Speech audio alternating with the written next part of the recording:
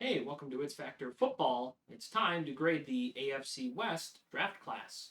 In this exercise, the early draft picks carry more weight in the overall grade, and I didn't include all the value of trades that were made either. So this is strictly grading the draft picks. Let's start with the Las Vegas Raiders.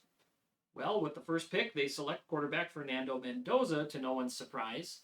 I expect him to be a top 10-ish caliber starting quarterback pretty early in his career. I like the pick. This is an A minus for the Raiders. In the second round, they select safety Trayden Stukes. This gets a B, and part of the reason why is because the Raiders maybe should have addressed the wide receiver position. They didn't do that until the sixth round of the draft. But in the fourth round, they select cornerback Jermod McCoy. He's a first round talent, and I know there's injury concerns, but at this point in the draft, I love the pick. That's an A plus. The Raiders also got more value in the fourth round out of running back Mike Washington Jr., bringing an A grade. He was projected to go in the second or third round. Overall, I give the Raiders a B plus. You can't go wrong with Mendoza, and I love the value they got in the fourth round on and later. The one thing holding them back from an A minus is their lack of taking a wide receiver earlier in the draft. Let's move on to the Kansas City Chiefs. They moved up in the first round when I'm not sure they really needed to select cornerback Mansour Delane. I like the player, but didn't agree with the trade up, so that gets a B. Late in the first round, they select defensive tackle Peter Woods out of Clemson, who I actually really like, and give that an A minus. They also added to their defensive line, once again, with pass rusher R. Mason Thomas, but there were two later picks that I'm really excited about. That would be running back Emmett Johnson out of Nebraska in the fifth round, which gets an A. I had him personally in the third round. Great value.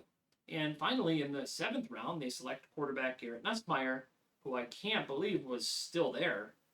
That's an A plus. Overall for the Chiefs, I give them a B plus as well. They added to their defensive line, cornerback spot, and got quality depth at running back and quarterback. Next, let's take a look at the LA Chargers. They begin the draft with a solid defensive player in Nakeem Mestador, who gets a B, and in the second round select center Jake Slaughter. My favorite pick for the Chargers came in round 4 when they selected safety Genesis Smith out of Arizona. That's great value to me. I give it an A. Overall, the Chargers added a lot of depth to their offensive line, but I would have liked to see them focus on their defense a little more early on in the draft. The Chargers get a B. And finally, we'll take a look at the Denver Broncos. Their first pick didn't come until the third round. Some of my favorite picks for the Broncos include fourth round running back Jonah Coleman, A minus, fifth round tight end Justin Jolie, A minus, and seventh round tight end Dallin Bentley, A. Again, they found a few really nice value picks, but I'm not sure they walked away with a single starter, and maybe they didn't really need one. You could argue the Broncos have the best roster from top to bottom in the NFL, and they actually are my personal favorite to win the Super Bowl next year. I also did not include the Jalen Waddle trade as part of this grade, but strictly grading the actual draft picks, I'll give them a B. This has been It's Factor Football. Thanks for watching.